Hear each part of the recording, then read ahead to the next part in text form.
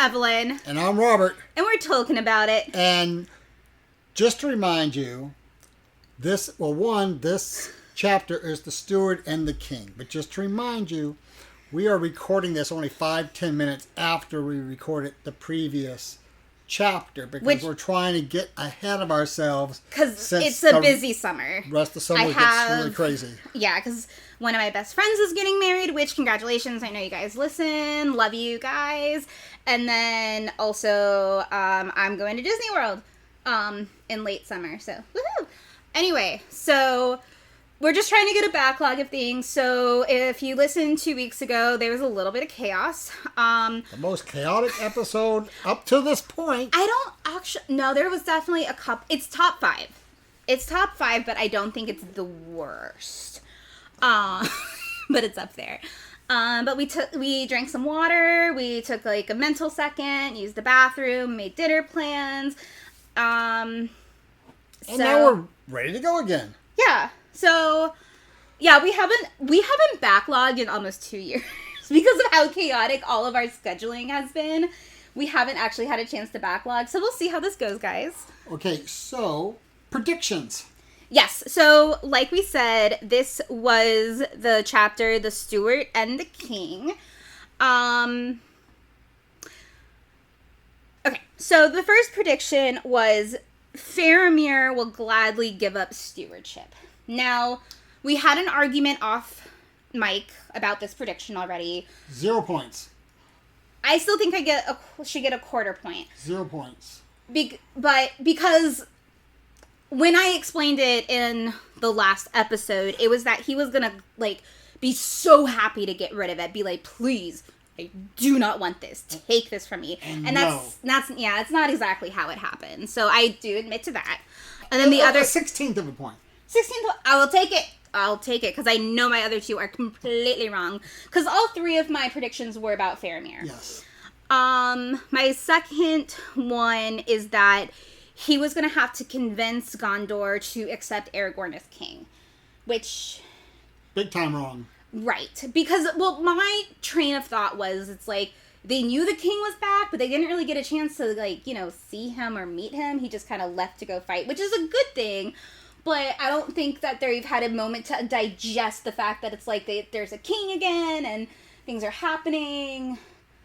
I feel like it's just so much chaos that they're not going to be able to... or at least what I was thinking is that they weren't going to have a moment to really, think about it until, he actually comes back. Okay. And then, okay, so we had an off-mic argument about this. So please let me say... You need to word it better. Okay. I will try wording this differently. My prediction is that Faramir was going to be permanently crippled in some way by the injury that he received, such as a paralyzed arm. So, I think... He was pierced by Cupid's arrow. Well, okay, yeah. So to me, I thought it would be a very powerful addition to the story that not just an ode to, and a reminder to his heroism about the fact that it's he went head on against this evil, he was willing to lose his life and he survived it. But also, things can still linger as reminders of the past so that we can learn from them and not happen again. Is that better than what I said off mic? Oh, yeah, a lot better. She said she was disappointed. That's her exact quote. That's the exact quote. She was disappointed that Faramir did not have a lifelong injury. Because I thought... I'm more disappointed in Tolkien because I thought that would be more powerful to the story. Why would Tolkien want to write about somebody having permanent injuries from a war when he has seen so much of that in real life? Well, no, exactly. Because a lot of this book really takes his own experiences from war, and that is something that happened. So I just thought that he would include that, like, as, like, a consequence of war and evil. You know? I know it's a terrible thing to say, but that's my reasoning. I love Faramir. Hard eyes. Okay. Okay. So, I guess we should just go ahead and get started. Yeah, so... well, before we get started, my note was, like, literally before I even started reading the chapter, I looked at my physical copy of my book, and I'm slightly over halfway with its thickness, which concerns me, because I'm like, what else is there? And that kind of happens in this chapter, and it happened a little bit in the last chapter, but it happens in this chapter as well, where it's like, what else is there? Like, what more do we have to talk about? Which we'll find out, but it's... Right. It made me anxious, in a way, because I'm like, uh-oh, is there going to be, like, a last-minute, like, surprise? Like, what's happening here? But I also feel like Tolkien... This is Tolkien's world and his story, and he wants to make sure that it ends well. Like, not necessarily... Right. It's a good ending. Because, like we've discussed many times, this is his attempt at a mythology for England. And he wants to, like, wrap up all those loose ends and really make it memorable. Whether or not there's positive or negative things with that, I will learn. But I do appreciate that we have this kind of closure coming up, because that's kind of what's been hinted by you and by some other friends that have read it, is like there's a lot of closure. There's some other stuff too, but there's a lot of closure for a lot of things, which is something that I do appreciate in books. We do see that in a lot of fantasy books where they kind of wrap up nicely, but I also really enjoy fantasy books where it's like it's kind of a little open-ended at the end. It's like it's up to interpretation about like where things can go from here, which I really appreciate. So I appreciate both types of endings, and I'm curious which one this is going to be. Okay. So Eowyn quickly finds out the news about what's happened. Right. Well, not only that, but, like, the people of... Well, no, there's not really any news at the beginning. To me, that's important. No, they know. No, they don't. Yeah, they do. No, they don't. It literally starts out where the people of Gondar are completely depressed because the sun suddenly starts to shine and there's clear skies, and they think it's mocking them. So they're not entirely sure what happened. They're sure that it's like the eye of the storm, the calm before the storm type thing. They are sure of doom, and that they think that the sunshine is mocking them. Which I think was a really interesting take. I love the shift of perspective of just the days of the events that are happening with the people kind of left in Gondor, like, what's gonna happen now? Do we need to prepare for the fight to come to us? What's going on? And I really liked that start of this chapter. It really set that, like, anxiety of, like, the other people kind of waiting. So there's an edit. Mm-hmm. There's an edit, which I am very interested in this edit. Okay. Because Tolkien is so detail-oriented. Mm-hmm. Okay?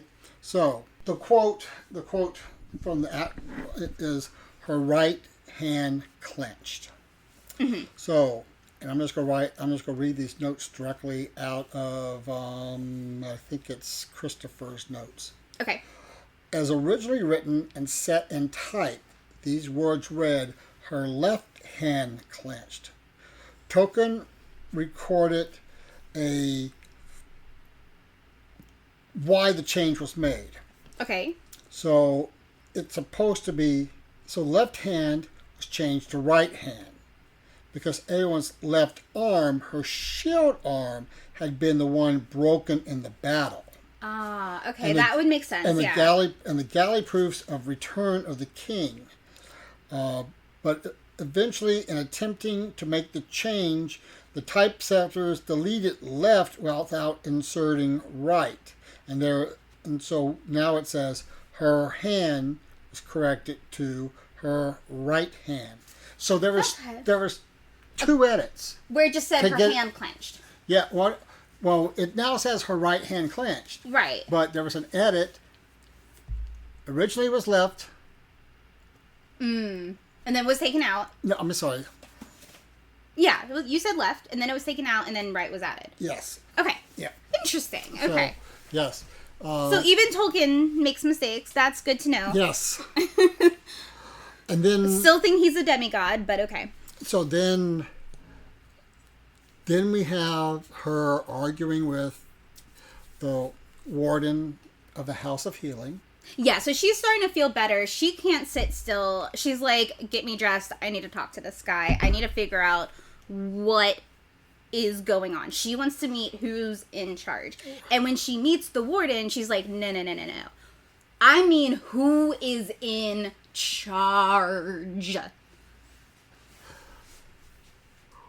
So he tells her, Technically, it's Faramir. Technically a Faramir. But he's also still healing. Yep. But so she goes and seeks Faramir out. Now... And I'm shocked that he's doing as good as he is, because he's up and walking. Yeah, but But he has been being healed for longer too. That's true. Yeah, that is true. But he was very, very badly injured. So I'm happy. I am so happy. And plus, but I thought it would be a little bit. Faramir received healing, through other people other than just a warden too. Right. He got magical healing as well. So, yeah. That is true. Yeah. Right. So I love this line,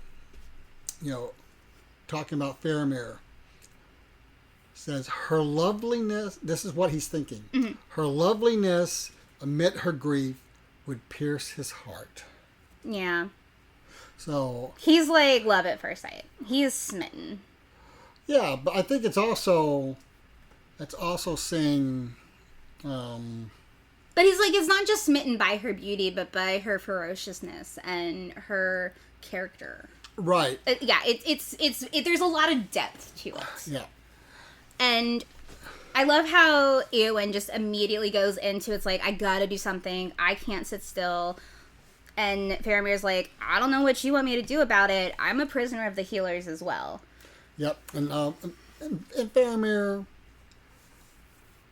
I'm not going to quote any of this, mm-hmm. but, a lovely talk. They have a lovely talk. And well, on his part. On his part. On her part, what I specifically wrote in my notes, because I'm not going to quote all of it either, but I specifically wrote, she has a moral death wish.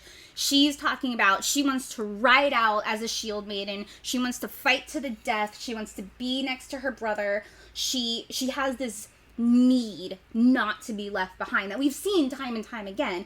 She has seen her beloved uncle, who was a father figure, die. But she wants to be beside Aragorn, who she's in love with. That too, but it's more than just that. To me, it's more than just that, because she even talks about how it's like she saw Theoden die. She knows that her brother is in danger. Like, yes, Aragorn's there too, but she doesn't want to miss out on the battle of good and evil herself. She wants to mean something. Right. Is what I got from it.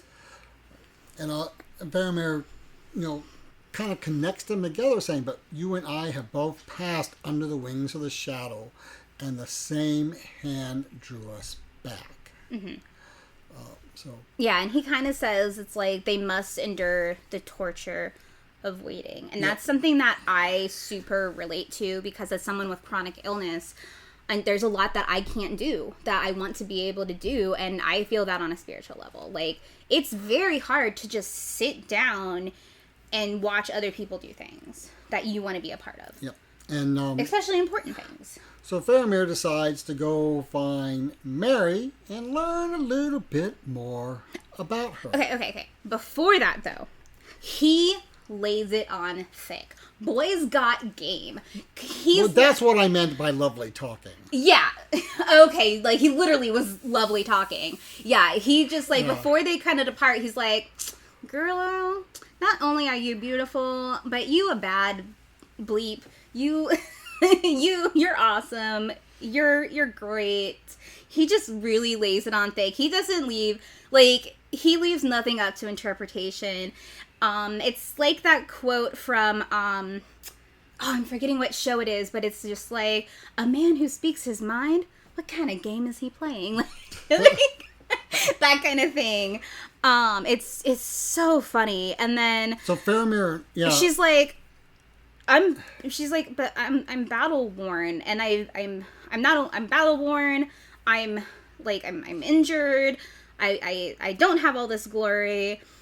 And Faramir's like, but actually, first of all, you have the glory. Yeah, you have the glory of killing the Witch King. You took out the Witch King. You took out number 1. Exactly. Well, number 2, but yeah. Well, no, number 1. The number 1 of Sauron. Yep. Yeah. So. So Faramir is absolutely intrigued by Eowyn, and especially like her kind of like perceived death wish. So he asks the warden about her, and he's like, you want to talk to this little dude. So he and Mary start talking, and that's kind of where their friendship really starts to come in. And I really liked that too. He's at this point, he is now basically made friends with all the hobbits. Right. Now, Faramir and Eowyn agree to spend time with each other as they heal. Right, because Faramir, from the talk with Mary, he understands why she's so depressed and where this like need comes from. Right, but you know, he kind of, I'm just going to crunch it down to a few words. Mm-hmm. He says, basically, he's saying, when I see you, it brings both pain and joy. Right, exactly, because he's like, because he lays it all out, like, he's like, look, I know you're in love with Aragorn, but... I'm not there yet. Oh, okay, keep going then. So, Faramir fears the worst, exactly about her fatalistic tendencies, yes. Yeah. And also what's going on away from here. Yeah, they have no idea if they're waiting for good news or bad news. They have no news. So it's at the end of that talk, she kisses her on the brow, which I think is very forward. No, just well, it's a very intimate thing, and I really like the talk that they finally have where Faramir doesn't really hold back punches. He says it in a very, I think, respectable way, where he's like, look, I know, like, you're in love with Aragorn, but I love you, and I think you're more in love with the idea of Aragorn than Aragorn himself. He even calls her out about in love with the idea of being queen. Yes. Yeah, he's like, you might, like, you have this idea of being queen, you have this idea of, like, what your position would be like, because you do have these ideals of glory. And I love that it's like, he's able to, in a very respectful way, like, kind of just, like, lay it all out there. And she's able to realize it's like, wow, I think you're right. But here's a couple of quotes I wrote down because I thought they were very interesting. Because what she actually says is, "I wish to be loved by another," and his response is, "I dream beyond the words of an elven tongue to be able to tell you how much I love you." Yeah. Yeah, because she admits, it's like, I do want the love of Aragorn, but she also kind of admits, like, do I actually love him in that same type of way? Right. And she's starting to question herself and realize that, which is really interesting. And so in the book, I'm about to read a part of Tolkien's letter to somebody. Okay. But in the book it says, then the heart of Eowyn changed, or else at last she understood it. Yes, I loved, that was from the book. That was so good. So we have in his letters a draft of a reply to a letter in 1963. It doesn't say if it was ever actually sent or who he was writing to. Okay. But this is what he wrote. Mm-hmm. It is possible to love more than one person of the other sex at the same time, but in a different mode and intensity. I do not think Eowyn's feelings for Aragorn really changed much, and when he was revealed as so lofty a figure in descent and in office, she was able to go on loving him and admiring him. He was old, and that is not only a physical quality, which not accompanied by any physical decay can be alarming or awe-inspiring.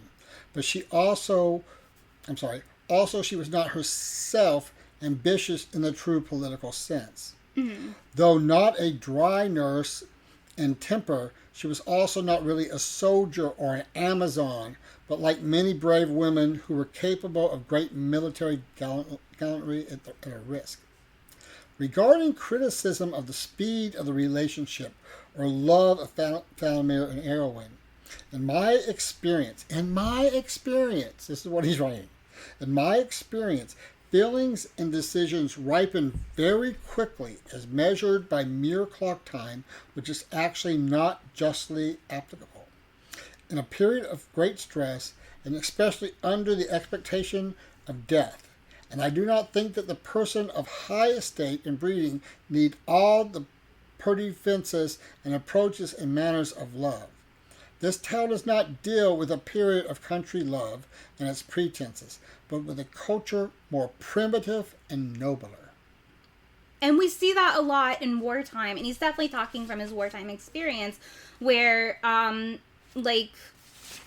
young people that are interested in each other, they kind of just go quickly into things because it might be the last. Yeah. Well, your mom and I were talking about marriage on our third date, so. Yep. So yeah, she realizes she loves him differently, and they have a really cute kiss, and they don't care that it's in front of a lot of people, and the people are like, I dig it, I ship it. The guards shipped it.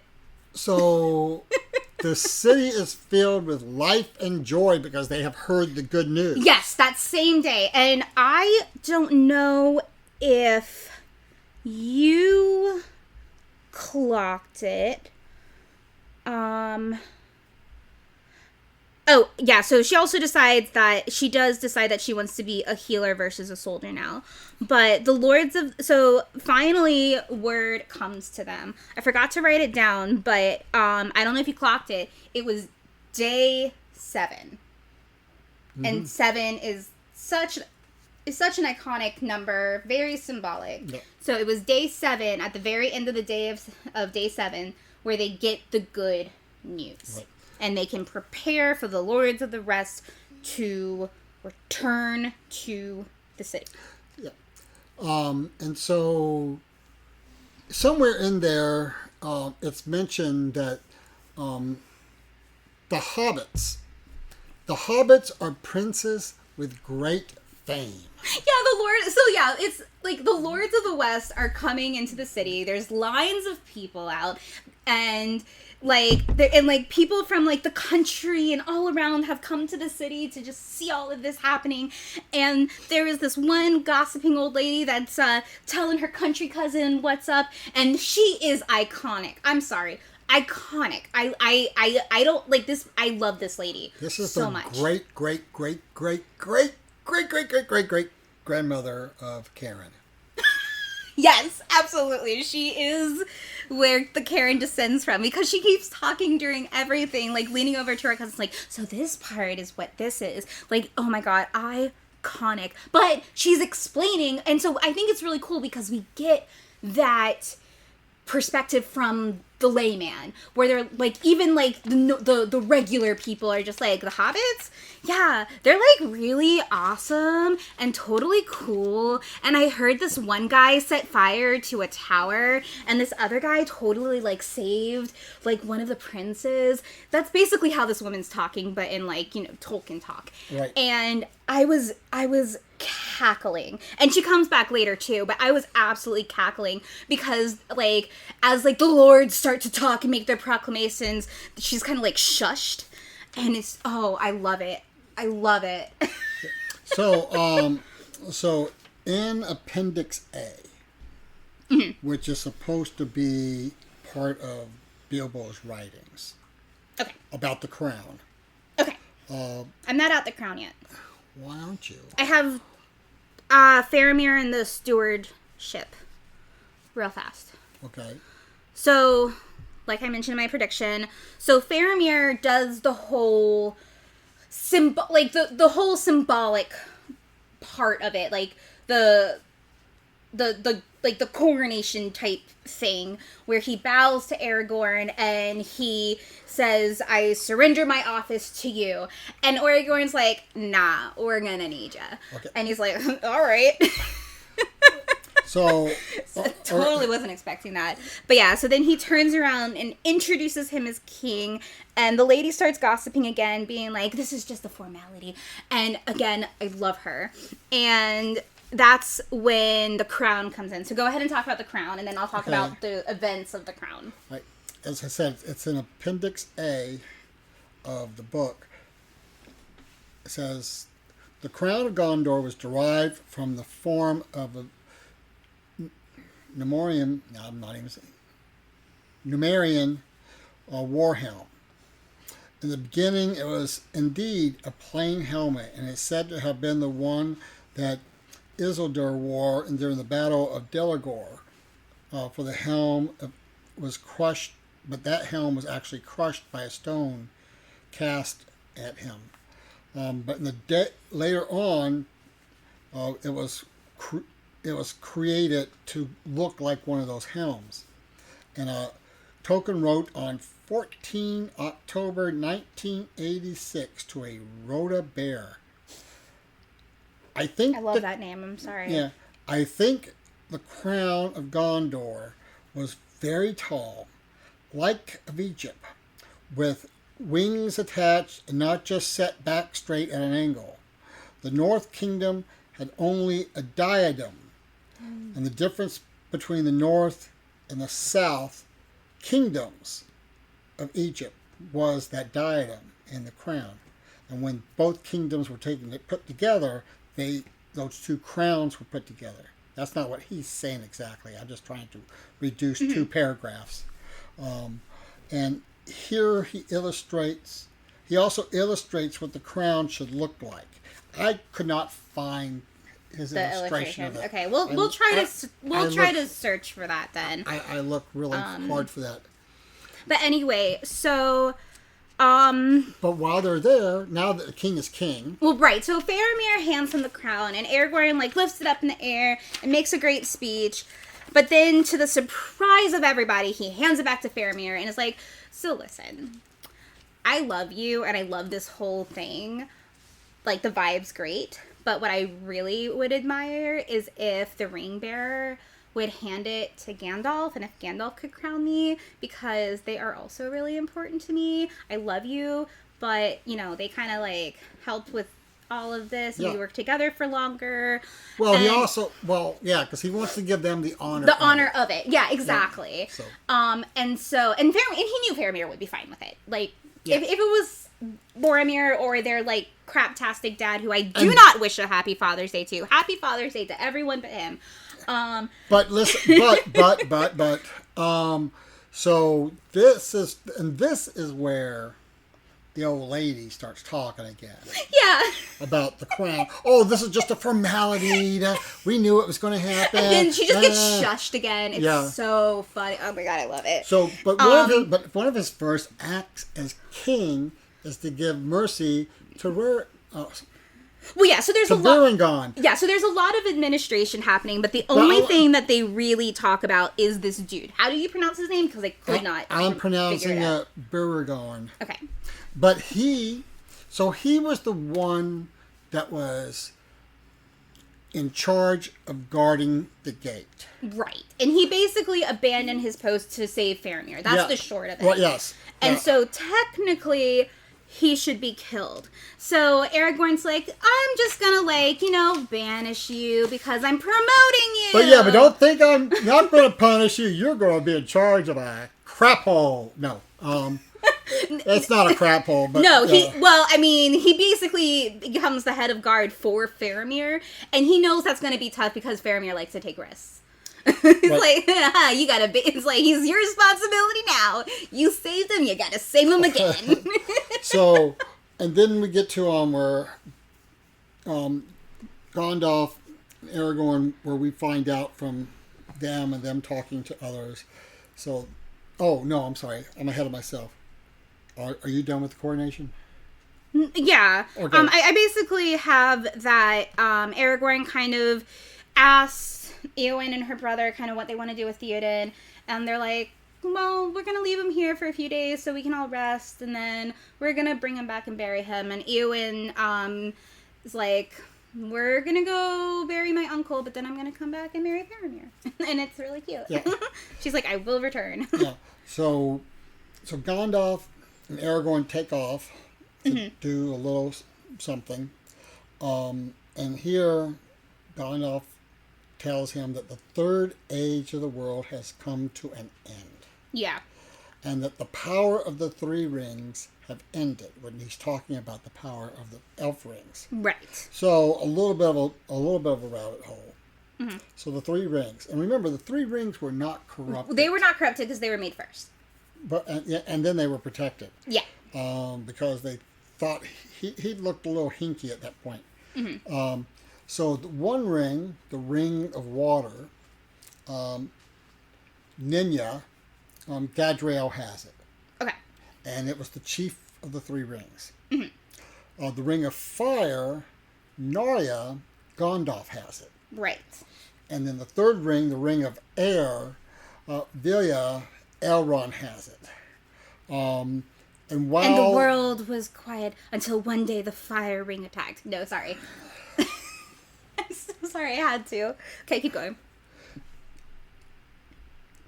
And while they were no longer rings of magic, they were still relics of the past. Mm-hmm. They just became plain relics of the past. Okay, yeah. But also while they're out there, he sees a sapling.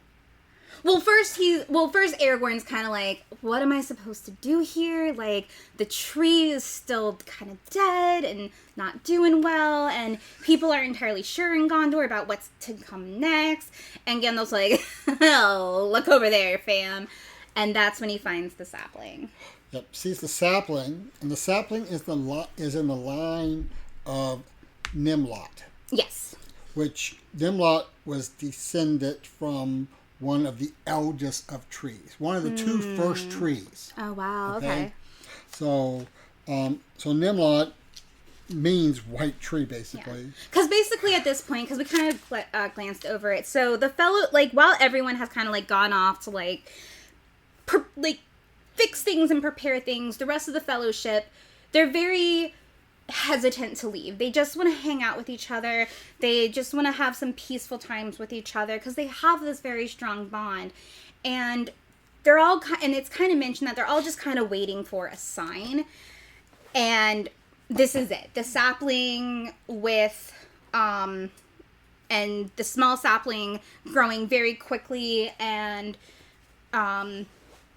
blooming and blossoming. Like, that's the sign. Yeah. The sign of what? We're still kind of working out.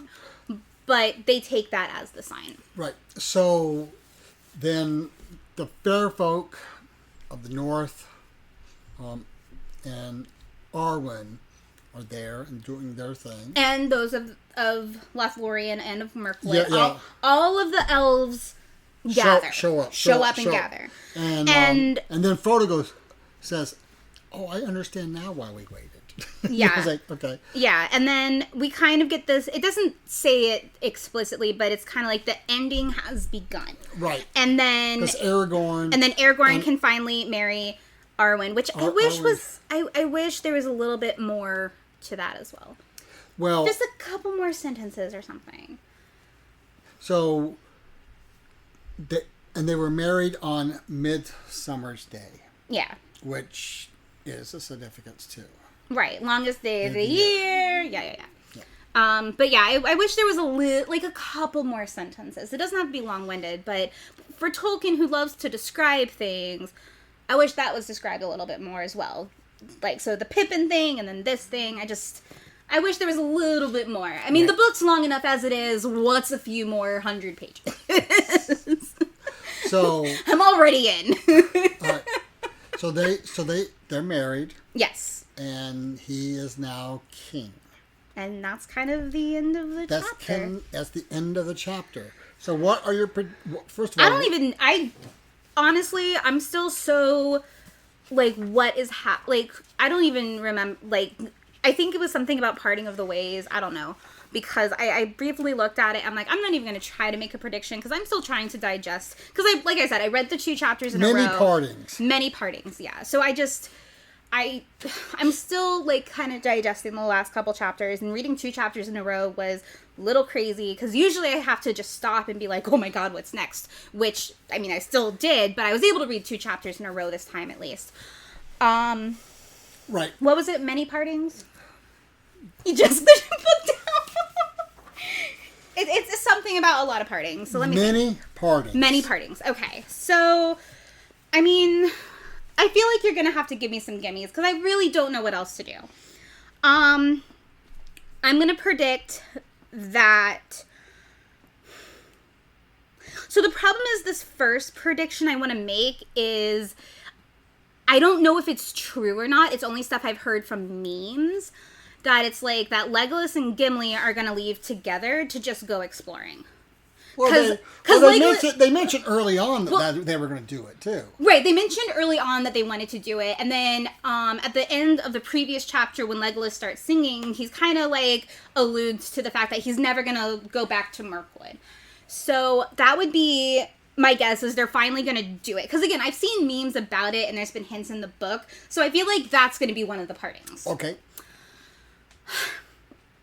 The next one, I know it's going to be a lot of many partings, but I feel like in this next chapter, we're going to get Eowyn coming back and marrying Faramir. Okay. Now I need a third. I feel like, and this one might just be, I'll see if you let me get away with it. I feel like Sam is going to be the most conflicted because he kind of wants to stay and learn all these things and explore, but he also just really misses the Shire and misses the comforts of home. I feel like he's going to be very torn. Okay. I can get away with that one? Yep. Okay. I don't know. I don't, like, there's so much more to this book, and I'm like, what else could there be? Because we're only getting, like, a sentence about a couple things that should be longer, so it's like, what's gonna happen? Unless we get another 2 chapters of going through the frickin' woods on the way home again, which I might be a little salty about. If that's the way it goes. I don't think it is, but if it is, I'm going to cry. I've been Robert. And I've been Evelyn. And this is Token About It, or something like that.